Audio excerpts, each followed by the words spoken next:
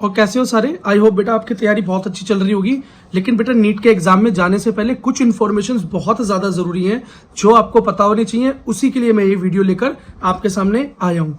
बेटा सबसे पहले अब जो हम बात करने वाले हैं वो बात करने वाले हैं कि क्या जो ड्रेस कोड क्या है। बेटा ड्रेस कोड की बात करें तो बिल्कुल सिंपल टी शर्ट पहनकर जाना, लड़का हो चाहे लड़की हो।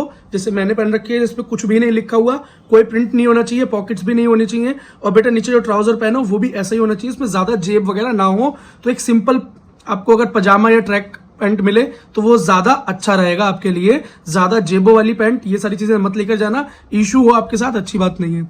अगली चीज क्या है बेटा, डॉक्यूमेंट्स क्या कैरी करने हैं। देखो जो बच्चा विदाउट रिजर्वेशन जा रहा है, जिसकी कोई कैटेगरी नहीं, कोई रिजर्वेशन नहीं है, तो वो क्या करेगा बेटा, वो सिर्फ और सिर्फ अपने साथ एडमिट कार्ड लेकर जाना, अपनी पोस्ट कार्ड साइज फोटोग्राफ लेकर जाना और अपनी 1 से 2 मतलब 2 पासपोर्ट साइज फोटो साथ में कैरी कर ही जाना। एक पेन रख लेना, ठीक है, अंदर और कुछ अंगूठियां जैसे ये पहनी हुई अंगूठियां, चेन और बेटा घड़ियां, ये सारी चीजें लेकर मत जाना।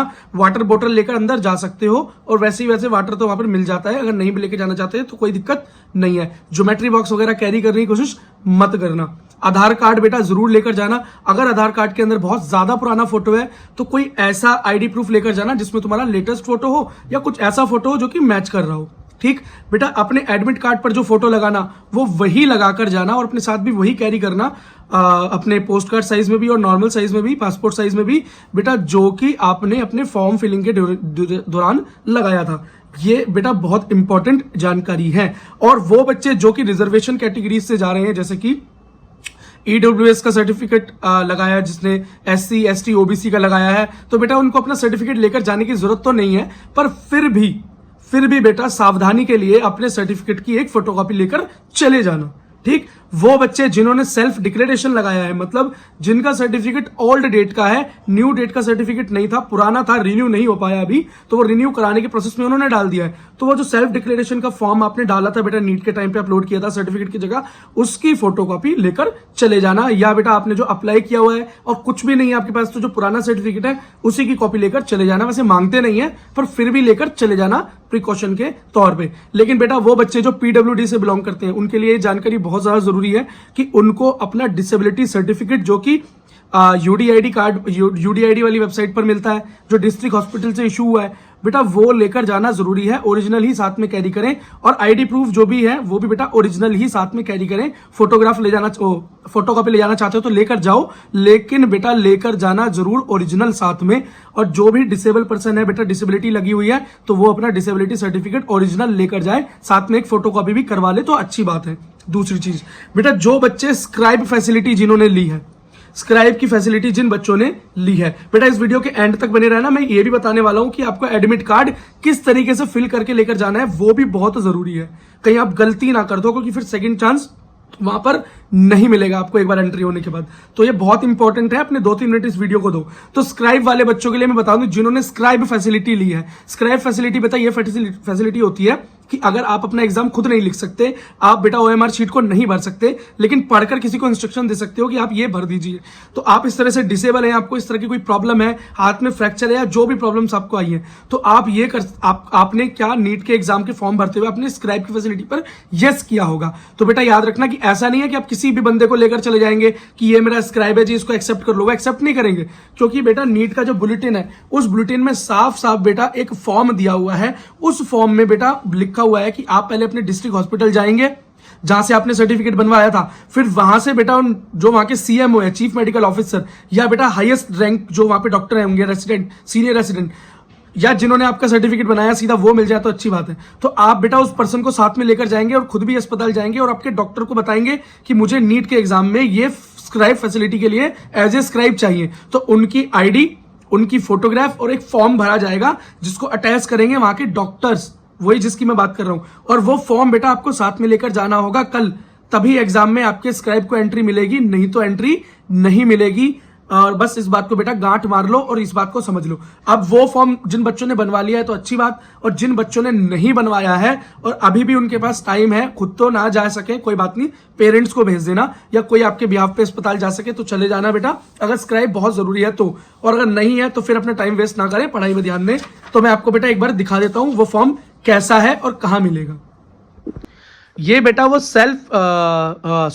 वो स्क्राइब का फॉर्म है जो आपको स्क्राइब के लिए चाहिए, जो आपको फिल कर कर लेकर जाना है। और ये कौन भरेगा? जैसे आई में आपका नाम आएगा, कैंडिडेट विद देश नेम ऑन द डिसेबिलिटी, आपका अपनी डिसेबिलिटी लिखोगे, ठीक है। अब जिस एग्जाम में आप प्रिपेयर कर रहे हो वो यहाँ पर लिखोगे, आपका एप्लीकेशन नंबर यहाँ पर होगा, और जिस सेंटर पर जाना जो सेंटर आपको मिला है वो सेंटर आप यहाँ भरोगे, अपना फुल एड्रेस, नेम, डिस्ट्रिक्ट वगैरह यहाँ पर भरोगे और अपनी हाईएस्ट क्वालिफिकेशन यहाँ पर डाल दोगे, ठीक है। और बेटा इसके अंदर ये डिटेल भरी जाएगी जो आपके स्क्राइब के रूप में वहां जाना चाहते हैं, आपके हेल्पर के रूप में वहां जाना चाहते हैं, और ये भी बताना है कि वो कितने पढ़े लिखे हैं। उनकी बेटा क्वालिफिकेशन आपसे मैच नहीं होनी चाहिए, ऐसा नहीं होना चाहिए वही बायोलॉजी के स्टूडेंट हो, 11th 12th में बायोलॉजी पढ़ी हो, तो बेटा वो नहीं, कुछ ऐसे बंदे से आर्ट्स पढ़ी हो, कॉमर्स पढ़ी हो, या आपसे छोटे हो या बड़े हो, ठीक है। अगली बार यहाँ पर क्या आएगा भाई, यहाँ पर फोटोग्राफ आएगा स्क्राइब का यहाँ पर आपके सिग्नेचर, फोटोग्राफ आएगा, साइन, प्लेस, डेट, और बेटा यहाँ पर कौन भरेगा? नेम ऑफ स्क्राइब की आईडी का नंबर और सिग्नेचर ऑफ स्क्राइब, ये आएंगे। और बेटा इसको अटैच कराने के लिए एक बार अपने डॉक्टर के पास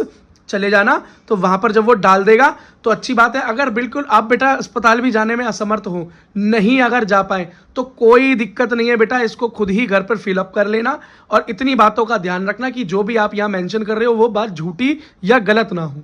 स्क्राइब की क्वालिफिकेशन को एकदम दिमाग में रखना, वो बायोलॉजी का स्टूडेंट नहीं होना चाहिए, फिजिक्स केमिस्ट्री का स्टूडेंट भी नहीं होना चाहिए, इतनी बात को याद रखना, है ना। और यहाँ पर बेटा अटैच कर लेना, सेल्फ टेस्ट का मतलब है उनका सिग्नेचर यहाँ पर आएंगे। ये स्क्राइब का फॉर्म है। अब ये आपको कहाँ मिलेगा? अपेंडिक्स 9 में मिलेगा, अपेंडिक्स 9 में मिलेगा। नहीं तो बेटा आप हमारे टेलीग्राम चैनल पर चले जाएं, वहाँ पर आपको पीडीएफ मिल जाएगी।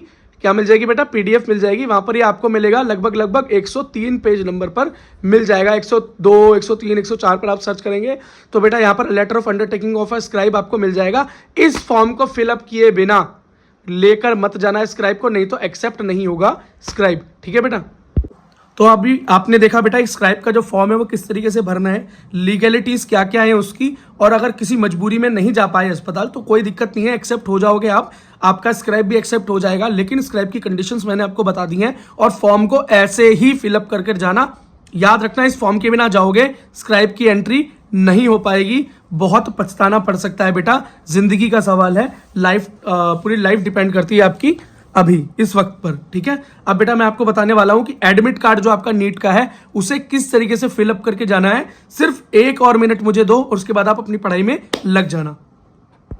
तो आप बेटा देख सकते हो ये नीट का एडमिट कार्ड है, और बाकी इन्फॉर्मेशन मैं डिस्क्लोज नहीं कर सकता कि किसी बच्चे का है ये। तो देखो बेटा यहाँ पर कैंडिडेट को अपनी वही पासपोर्ट साइज फोटो लगानी है जो कि उसने फॉर्म फिलिंग के दौरान लगाई थी। याद रखना सेम फोटो लगाने की कोशिश करना, बहुत रेयर कंडीशन, अगर नहीं मिल पाया तो कोई बात नहीं, लेकिन कंडीशन यही है कि आप वही फोटो लगाएं, और पहले ही लगानी है, वहां पर जाके नहीं, पहले ही लगा कर जानी है।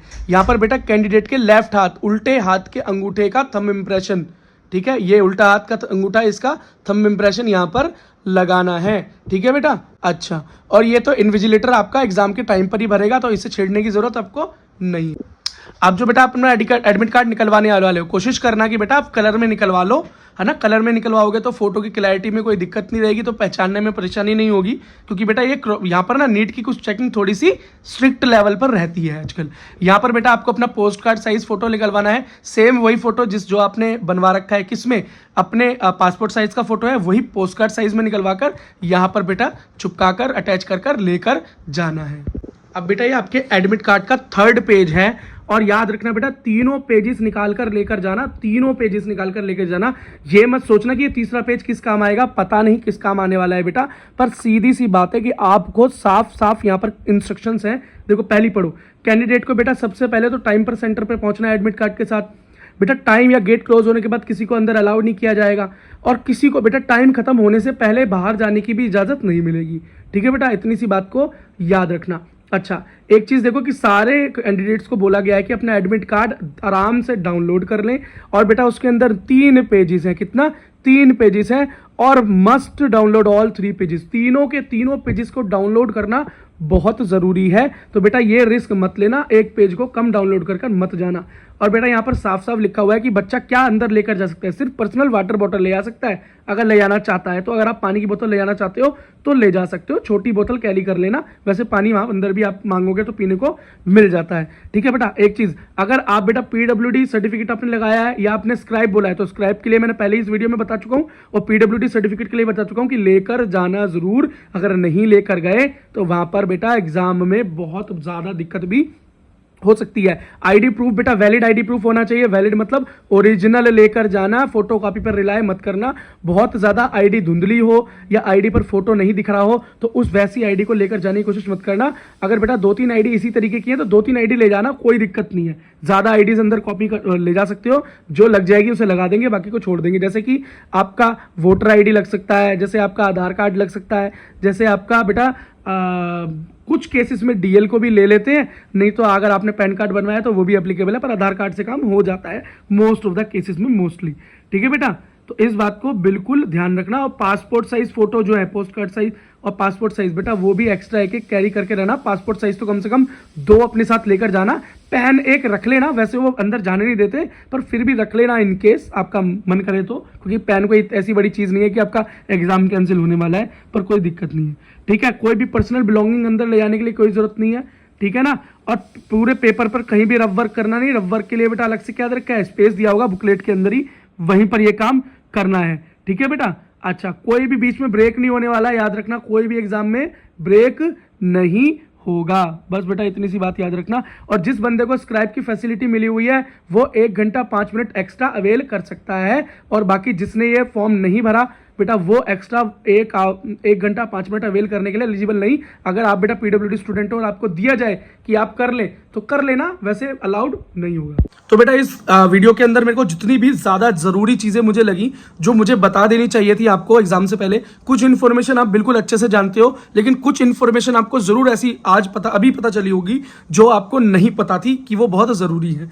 तो बेटा अगर वीडियो पसंद आई हो तो लाइक करें, सब्सक्राइब कर दें चैनल को। और बेटा अब हम मिलेंगे आपसे नीट के एग्जाम के बाद, शाम को डिस्कस करेंगे कि किस तरीके का आपका एग्जाम आया था और उसका क्या पैटर्न था और ओवरऑल रिव्यू क्या रहने वाला है। ऑल द बेस्ट, लग जाओ बेटा, पूरी जान लगा दो। यही रात अंतिम और यही रात भारी, और मिलते हैं बेटा व्हाइट अप्रैन में, और डॉक्टर बनने का सपना होगा बिल्कुल पूरा। All the best.